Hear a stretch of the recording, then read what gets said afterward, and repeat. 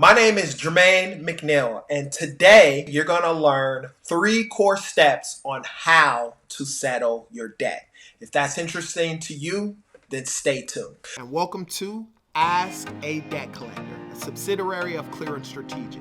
Now, I've been in the debt collection industry for over 15 years. Over the last 10 years, I've been the go-to guy for friends and family for questions regarding debt and credit. Now I want to be that person for you. If you have any questions, put them down in the comment section. I promise I'll answer those questions. Let's go. The 3 core topics that I'm going to talk about today will be budget, research, obviously the call, and then as a bonus, I threw in there, should I even pay my debt? But right before we get into that, I want you guys to understand, down below, there's a free link that'll give you 4 letters. In those letters, you'll get a pay to delete letter, a cease and desist letter, a Goodwill letter, as well as the most important one, a debt validation letter. Absolutely for free, and this is to help you on your credit journey. And lastly, if you want to get into the 700 Club, sign up for a free consultation with me directly, and we can get you there. I want to answer the elephant in the room. That is, should I even pay my debt? I hear all the time, if I pay the debt, it won't increase my FICO score. And I don't owe the debt collection company, I owe the original creditor. So law states that I do not owe this debt collection company because they bought the account pennies on the dollar. And blah, blah, blah, blah, blah. I hate to sound like that, but this is stuff that I get all of the time. And the best example I can give you with regards to that is almost like taxes. As we all know, there are really no laws that state that you have to pay taxes. Yet, if you don't pay those taxes, we see countless people going to jail. So unless you have money to afford an attorney who's actually willing to take on a case with regards to your debt, understand something. If you're trying to buy a home, you're trying to buy a car, you're trying to get approved for some type of credit line or credit card, they're going to look at your credit report. And whether it says that it's a collections account, a charge-off account, a profit and loss account, they're going to tell you you're going to have to take care of it. So in a nutshell, there are times where you're going to have to pay your debt. One of the first things you're going to want to do before actually making a call to a debt collector is get your budget together. Now, when I say your budget, there are 2 kinds of budgets that I want to talk about. The first budget, we'll call it life budget. Now, with this one is something that I recommend every single person do. For 3 months, I want you to get together all of your bank statements. I want you to write down every single bill that you have from a stick of bubblegum on those 3 months. Write them all down. Once you've written them down, you're going to have to take a hard look at these transactions. There are 2 types that I want you to put this list in. We have necessities as well as luxuries. Necessities are going to be the stuff that you actually have to pay for, like your rent. Luxuries are going to be something that you're going to have to look at and determine mentally if in fact you need them or not. Luxuries are stuff that you don't necessarily need. Now, depending on your debt, how much you owe, or what the circumstance is with regards to that, you're going to want to eliminate the luxuries and keep the necessities. And once you're done, you will have an actual amount each month that's left over. If you're in a situation where after you've done this, there's not much money left aside, then remember this rule of thumb. It's a lot more easier to make an extra $500 than it is to save $500, especially if you're not able to save anything after you've done this budget. So get a side hustle, whatever it is that you have to do. But once again, how important is having this debt taken care of and no more calls? And once you determine that, will determine what luxuries you have versus the necessities. And then the second part of the budget that I want you guys to understand is the debt budget, right? Now, what do I mean with this? With your debt budget, Now that you have an idea of how much money you have left over, you need to look over your debt and figure out how much is owed. I want you to come up with the largest one-time payment that you can possibly pay depending on how much your debt is. For instance, if you owed $3,000 and you had $2,000 that you knew that you can come up with in a one-time payment to pay. And then the next thing I want you to do is something that you can pay monthly. Now that you've gone over your budget, you know exactly what it is that you have left over. And now you know what you can afford to pay towards that debt monthly in case you're not able to come up with a lump sum. So those are the two things that I want you to do first. Now you have your two types of budgets set up. I want you to do your research. So now I'm going to show you exactly what to do in this instance. The first thing I'm going to want you to do is do a reverse search on the actual business. So in this case, I did Barrett and Associates, as you can see here. When I'm looking down here, I'm scrolling, try not to look at the Google reviews. One of the reasons why I say that is, for the most part, Google reviews are going to be negative. You got to understand, they're in the business of debt collections. So most people are going to call and say that they're fraudulent and so forth with regards to that. So don't look at that per se. But you want to check and make sure they actually have a website, some type of phone number, which is showing here, an address, a phone number that's actually valid that's showing on there. And that'll give you a leeway with regards to the company. The second thing I want you to do is check the Secretary of State in your area, right? So what you're going to want to do is go Google Secretary of State business search. Obviously, in whatever state that you live in my case, it would be California. And then you can pick the name that you're looking for.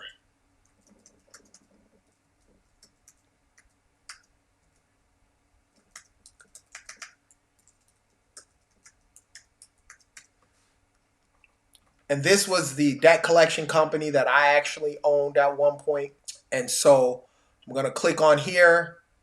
And as you can see here, you want to look at the filing status. And it should say that it's active, right? It'll give you the date it was opened up, that it was active. If it shows here closed and the information's not good here and it doesn't align with some of the stuff that you're seeing here, then I would not deal with the company. And now that you've done all the pre-work, now comes the time to make the call. Right before we get into the call, I have something that I'm going to start doing with every single video, and that's going to be considered the question of the day. Now, for those of you who don't know, I have a Facebook group. I'm going to put a link down below, an exclusive Facebook group. Every single person who joins, there are a series of questions that you have to answer. One of the main questions is, what topic would you like me to talk about? And little do they know, I'm going to actually answer their question here. Down below is that link. If you want me to answer your questions, be sure to join that Facebook group. Now to the question of the day. Ariana, I just want to first take the time to thank you for joining this Facebook group, Ask a Debt Collector. I'm honored that you actually decided to join. The question that you asked is, will paying to delete in a particular circumstance help my credit score and my FICO score overview to lenders to try and get approved for a home? Or should I focus elsewhere? So I'm guessing you're asking about a pay to delete. Yes, as far as your FICO score goes. So when you're buying a home, underwriters are looking at two things. They're going to look at your FICO score. That's why a lot of times, if you're going to get approved or you want to get approved for something, they want you to have a certain FICO score, whether you're getting an FHA loan, a VA loan, or a regular conventional loan. So if you had an account, let's say you had Capital One on your credit profile, it was a collections account. You paid it off and it showed a zero balance. When a lender sees that, they're happy, right? As long as you don't have any collection accounts, if that was the only collection account you have and it shows it's taken care of, you can get a loan. Now, by negotiating a pay to delete, if it's not on there, that Capital One account is deleted off as if it was never there. When that underwriter is looking, the lender's looking at your actual credit report, and it's not showing Capital One at all, That's even better because when they look at your credit, your FICO score is going to be a little higher. And remember, the higher your FICO score, at typically about a 740. If you can get to a 740, you're going to get whatever the best interest rates are when it comes to buying a home. After a 740, sometimes people think you got to have 850 or whatever. That person with the perfect credit score and the person with the 740 are pretty much going to get the same interest rate. So if you can get to a 740 FICO score, that'll be great. Obviously, try and negotiate a pay to delete, but understand that every company doesn't necessarily have to do it. So if they don't accept a pay to delete, just make sure you pay it off, whether you're settling it or you're paying it in full. Now remember, when you call a debt collection company, originally, when you call in, they're going to ask who you are, and then they're going to ask maybe if you have an account number or something along those lines. Give them an account number. If you have an account number, explain who you are as an individual. There's something else that's going to happen that a lot of times I get consumers asking me this. They'll ask specific questions to verify that you are, in fact, the person who has this account in their office. So you may have to verify your first and last name, your address. I would recommend giving a current address, as well as possibly the last four of your social security number. I would verify that. Now, they may ask if you're working or any place of employment information. If they don't have it on file, I would not give that information. The next thing you want to definitely do after they verify you, you want to ask them their name, right? And make sure you make a notation of that. You've already verified your information, and now you're about to start talking the debt. One of the first things I always ask people as a general thumb, in a one-time payment, offer a 50% settlement. Always offer 50% settlement, and because you know your budget, you know where you're at with regards to that. Now, give yourself a cushion, right? Whether you're going to make monthly payments or you're going to make a lump sum payment, give yourself a cushion. What do I mean by that? If you had a $3,000 balance, you knew you can pay $1,500, which is 50% of that balance. You want to go a little bit lower by saying you have like $1,000. So that way you can get a little wiggle room and they don't just start out at the $1,500, which is all you have. Same thing with your monthly payment. If you could afford to pay $200 a month, you may want to say you can afford to pay $100 a month. That way, if they come back with the counter offer, it may fall amongst the amount that you already have budgeted. Now, after you've made your arrangement with regards to settling your account, there are two things that you're going to want to get from that debt collector. Number one will be the arrangement. So whatever option you choose to pay, whether it's a lump sum payment or monthly payments, before you actually pay them, you want them to give you an arrangement letter, something in writing stating that they're agreeing upon what it is that you guys agreed upon. Now, there are some agencies who won't give you that. In that case, you ask them if you can record the call with regards to the arrangement, just to protect yourself, because the last thing you will want to do is settle out the account, and then 6 months to a year later, some other collection agency comes back and states, hey, you owe a certain amount of money with regards to the debt, and you have no proof that you actually made an arrangement with the previous company.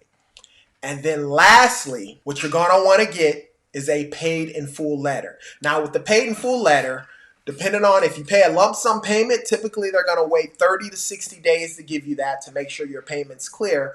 Or if you're making monthly payments, it'll be at the end. So your last payment that you made, 30 to 60 days after that, you should get what is called a paid in full letter. I recommend that you hold on to that letter for 7 years, just in case that debt goes to another debt collection company. It happens because debt is sold and purchased in bulk. So sometimes there are some accounts that you may have paid in full, and by law, you're responsible to let them know that you actually paid it. And so by having that arrangement letter and that paid in full letter, you can send it to that debt collection company, and that account will be taken care of. That's how you settle out an account. Now, if you have any questions, put them down in the comment section. I promise I'll answer those questions. And as always, you be great.